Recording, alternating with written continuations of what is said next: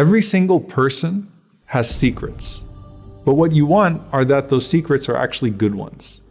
And how sweet is that secret good deed that you meet Allah with on the Day of Judgment, and you know that it was just this goodness between you and Him that no one else knew about. Imagine how pleased Allah subhanahu wa ta'ala is with that deed. Sadaqatu sir tutfi'u ghadab al-Rabb. The Prophet ﷺ said, secret charity extinguishes the anger of your Lord. And how pleased are you going to be when Allah subhanahu wa ta'ala brings that up in His conversation with you? Like, Ya Abdi, oh my slave, I remember that moment of prayer, that charity, that good thing that you did for me and you didn't tell anyone else about, and now here's my gift back to you. Now on the other hand, there's also this fear that the believer has of secret sins. We might be struggling with something in private and we're trying to overcome it, but death comes to us and we still haven't been able to completely stop those sins. We keep repenting, but somehow we keep on repeating. So what happens on the Day of Judgment when you meet Allah subhanahu wa ta'ala and those books are laid in front of you and nothing is concealed any longer? Allah is going to forgive people on the Day of Judgment with a forgiveness that no person has ever been able to conceive or imagine.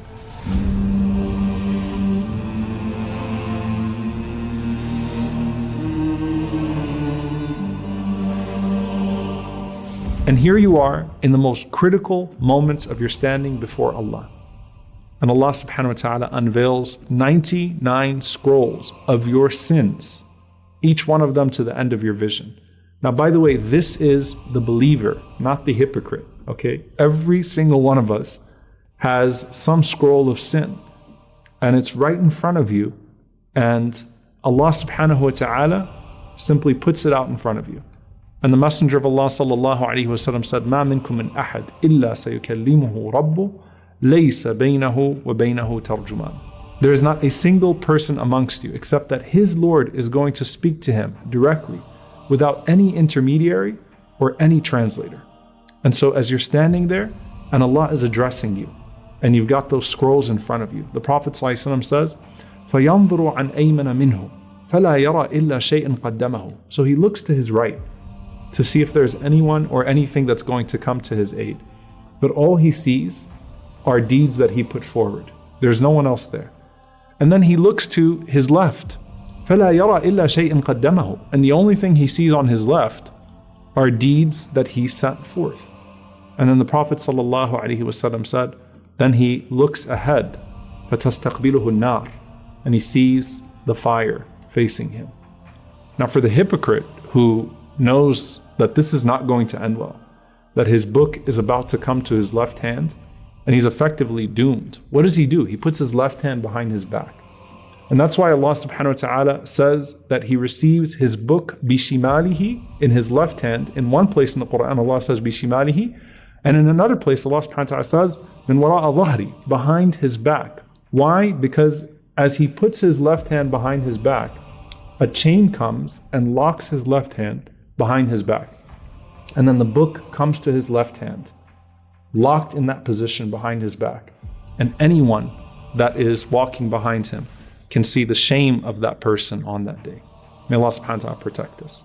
So both the questioning and the humiliation for that person are public. But Allah isn't interested in humiliating the sincere believer.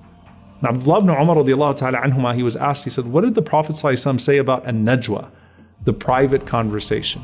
And realize that the Prophet ﷺ said, when you go into salah, when you go into prayer, you are in najwa, you're in a secret dialogue with your Lord. So Ibn Umar is being asked, what did the Prophet ﷺ say about the najwa on the Day of Judgment, this secret dialogue? And the Prophet ﷺ said, يُدْنَى الْمُؤْمِنُ يَوْمَ الْقِيَامَةِ مِنْ رَبِّهِ حَتَّى يَضَعَ عَلَيْهِ كَنَفَهُ. Allah brings forth the believer very near to him on the Day of Judgment. And then Allah subhanahu wa ta'ala places his veil over him. And his veil is a veil of light. So you're now close to Allah subhanahu wa ta'ala. And it's just you and him, and no one else is hearing this conversation. Allah is making this part of the hisab private. And Allah subhanahu wa ta'ala says, you see these secret sins? These sins that you weren't proud of and people didn't know about. هل تعرف? Oh my servant, do you acknowledge these sins? And the believer will say, Ay Rabbi a'rif. My Lord, I acknowledge them. I'm not trying to run away. I'm not trying to deny anything. I'm not trying to say I don't accept any witnesses. I'm not going to praise myself. Ya Rabb, I failed in this regard. I messed up. And I wasn't proud of it. It's not something I would boast about. But Ya Rabb, I acknowledge these things. So Allah subhanahu wa ta'ala then says to His servant, فَإِنِّي قَدْ سَتَرْتُهَا عَلَيْكَ فِي الدُّنْيَا وَإِنِّي أَغْفِرُهَا لَكَ الْيَوْمَ. I concealed those sins for you in this world. And today, I'm going to forgive you for them. They're all gone. And the Prophet ﷺ said, He's given His record of good deeds, and the sins have been obliterated. In one narration, the Prophet ﷺ said, in the place of every sayyiyah, in the place of every sin that you sought forgiveness for, there is now a hasana, there is now a good deed. To the point that the servant says, Ya Rabb, my Lord, there are things that I don't see here, sins that I committed, that I don't see here. And the Prophet ﷺ smiled so broadly as he was narrating this conversation to us, that his back teeth could be seen, sallallahu alaihi wasallam, at the mercy of his Lord. And this is what the scholars say is the tafsir of when Allah Azza wa Jal mentions that the believer receives his book in his right hand, and then he goes back to the gathering and he says, Ha umuqra'u kitabiya, everyone come read my book, because that book doesn't have those sins anymore. Everyone come read my book. Inni dhanantu anni mulaqin hisabiya. I knew that this day was coming. I knew that I was going to be held accountable, and I prepared myself for this day. And he's going through the gathering. Look at this good deed. Look at that good deed. You know, no one is being humble on that day when they receive their book in their right hand. You're not trying to hide it away and say, you know, alhamdulillah, things are okay. No, you're going around saying, here it is. Here's the salah. Here's the sadaqah.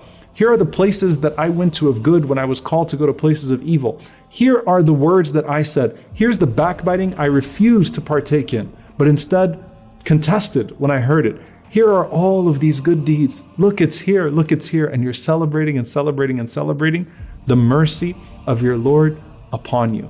And subhanAllah, as you are going around with that book and you are running around to the various people and showing off your good deeds from that moment that you just had with Allah subhanahu wa ta'ala. You know, one thing that I think about is the connection of that to the very first person the Prophet ﷺ told us his question. The very first person who was questioned, Allah subhanahu wa ta'ala says to him, didn't you think that you were going to meet me? Weren't you ready for this meeting? And that person wasn't ready. This person can make one claim in that gathering. He can say, Inni dhanantu anni mulaqin hisabiya. I knew this moment was coming. I was ready for this moment. And so as you're going around, ask yourself, who are you going to run to in that gathering? Your parents, your Prophet sallallahu alaihi wasallam, or someone else to celebrate your graduation to the next phase of the Day of Judgment. فأما من ثقلت موازينه فهو في عيشة راضية